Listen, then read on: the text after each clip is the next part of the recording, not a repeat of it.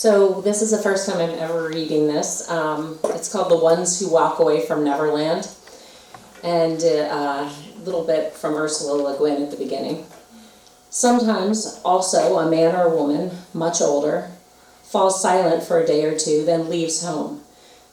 These people go out in the street and walk down the street alone. They keep walking, and they walk straight out of the city of Omelas through the beautiful gates.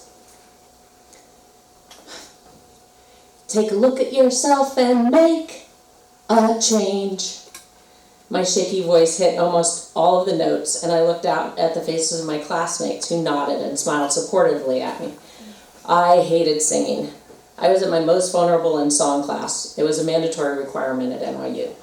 It always brought me back to 6th grade. My music teacher, who would allow the kids to snicker at me and then patronizingly pronounced, "We can't all be gifted at everything." After my voice had cracked during my solo singing of the national anthem, I was put to the side of the class with the kids who had to mouth the words after that.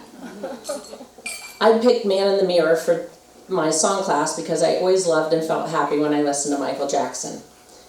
And I got through it. And afterwards I cried with pride in myself and gratitude it was over. Michael got me through, accompanied me on another milestone. I danced to Michael's songs. Billie Jean, Beat It Bad, with joyful abandon at school dances. In my jazz dance class, the teacher taught us a choreography for Thriller. And just like Jennifer Gardner's character in 13 Going on 30, I can still do it at corporate functions and weddings. Working at Disney World as an actress in my early 20s, I saw Michael Jackson's 3D film, Captain EO, at least 100 times at Epcot Center. When he died, I pulled over to the side of the road, unable to drive because I was sobbing. When his concert documentary, This Is It, came out, I hired a babysitter so I could see a matinee of it. Now, I know there are other fans out there who have more bona fides than I do. His music wove through so many of our lives, and almost everybody of my generation seems to have a connection to Michael. But there's one more attachment I have to him. In the mid-90s, I was a lead actress in a short film produced by Michael Jackson's production company, MJJ Productions. I'd arrived in Los Angeles a young 20-something, barely making rent every month, sending out my picture resumes in the trade paper ads for acting jobs. One week I got an audition and a callback for a short film. Standard contract for those things was deferred pay. But being a realist, free craft service and snacks, that's all I ever expected to receive.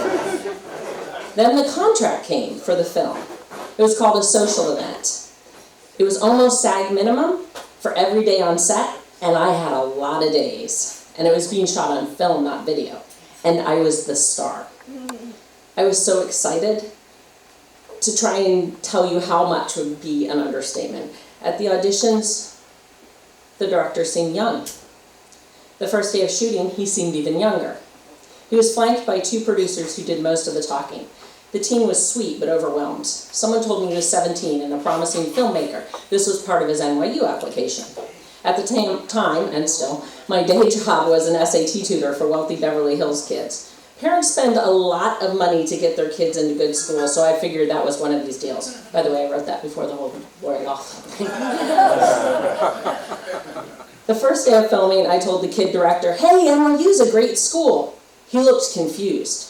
The producer, the tall one who looked like Gina Davis with a long face and glasses, took me aside and told me, "Don't talk to him unless you clear it with me." Weird. Later, a cameraman told me he wasn't 17, but 15. That was odd. Why was he making a college tape if he was 15? Later, I was told he was 19. I was really confused about the subterfuge regarding his age. I mean, it's not like he was a 32-year-old actress trying out for Beverly Hills 90210. And after that, things got even stranger.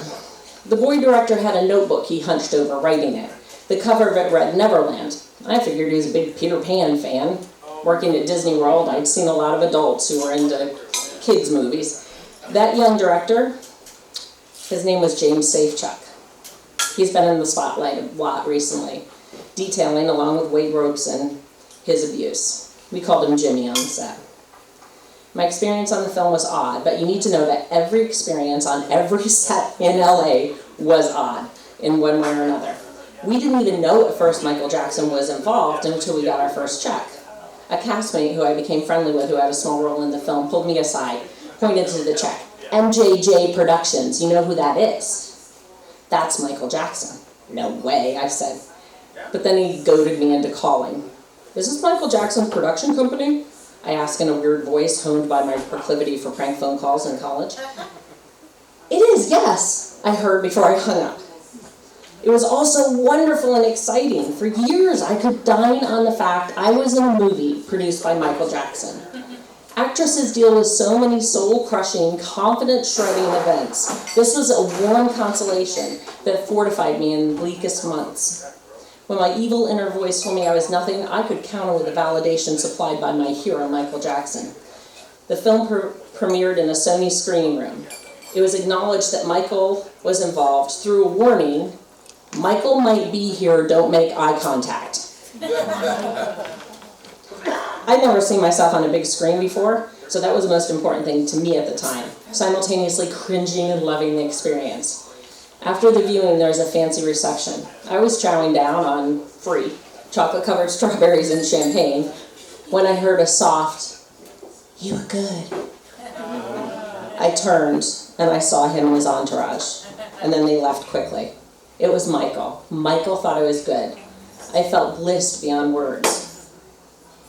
Between then and now, I've had years of defending him, telling people I knew he was a good man, not a pedophile.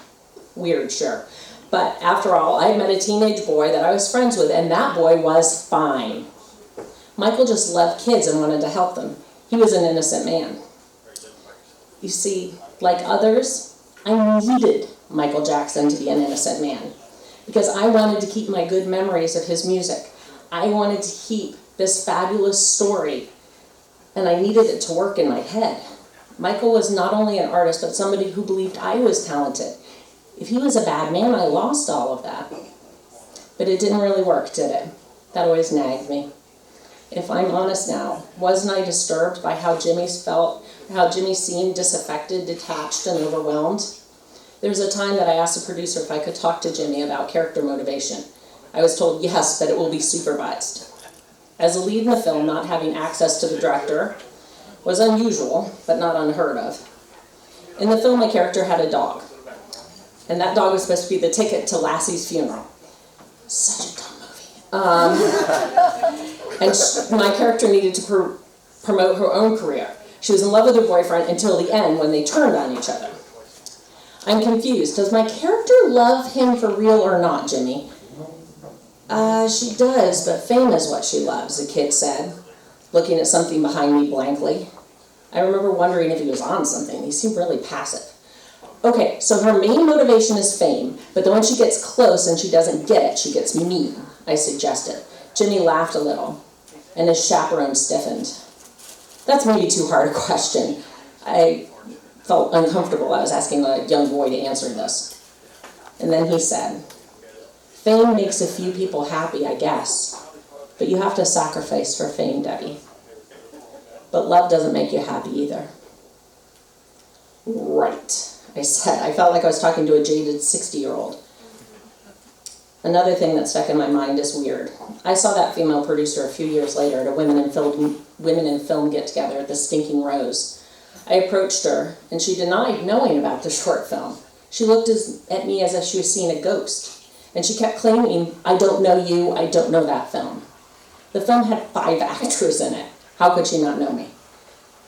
Then in 2017, I was defending Michael Jackson on Facebook, and I wanted to counter somebody's claim that Wade Robinson was changing his story. Or Wade Robinson. Looking back, I'm ashamed at how doggedly I defended Michael.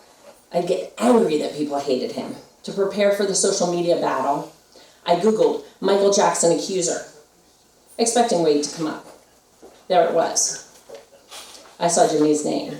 I recognized it, of course, but I had that confusion, that sense of dysphoria when you run into a friend from 20 years ago in a grocery store in another state. And I was like, wait, I know that name. I clicked on the link. Before the documentary that came out, Leaving Neverland, James Safechuck had done an interview that appeared in the Daily Beast. I sat down and read it. I sobbed so hard I never thought I would stop. The tears were worse than when I thought Michael had died. The tears made me nauseous. I dry heaved in my bathroom. Jimmy, the kid director, the one who'd worked with me on the film, had a very detailed and believable claim of molestation by Michael Jackson. I felt the churning heat of shame inside myself, the brutal freezing cold on my skin. I spiraled into depression. My world seemed to crack open and maggots spilled out. I lost that wonderful memory of the film that was like the death of a friend. I knew that kid wasn't lying. After, when I heard Michael Jackson's music, I felt queasy. When my daughter's drama group did their Thriller dance in Multnomah Village every Halloween for the past 3 Halloweens, I'd feel like I was on the edge of a ravine, losing my balance, my toes electric. I'd tell myself, don't ruin other people's fun. Each time I thought, do I tell? Do I ruin everybody's blissful ignorance? I don't want to be the asshole. I knew so many people were in deep denial, and I even understood it. I told myself, my speaking out's not going to convince anybody. They're just going to ignore me and resent me for making them think about something they don't want to. But every time I didn't speak up, I felt like a Judas to Jimmy. Of course, I couldn't testify to anything in a court of law. I didn't see anything. But I could have stood up for a victim and given him support, and I feel ashamed I didn't do so. Now, after the documentary Leaving Neverland, more people question the man behind the mask. I'm still struggling with the fact that a piece of art that I helped create, a film called A Social Event, was part of a payoff, financed as a thank you to a boy for his court testimony to lie about his abuse. I have no idea how to tell this boy, now a man himself, how sorry I am, that his pain is more important to me than my personal nostalgia, that I will never try to deny suffering to myself or others again. I wish I could have seen the reality back then. I wish I hadn't ever verbally championed Michael Jackson. But I could say it now. James, I believe you.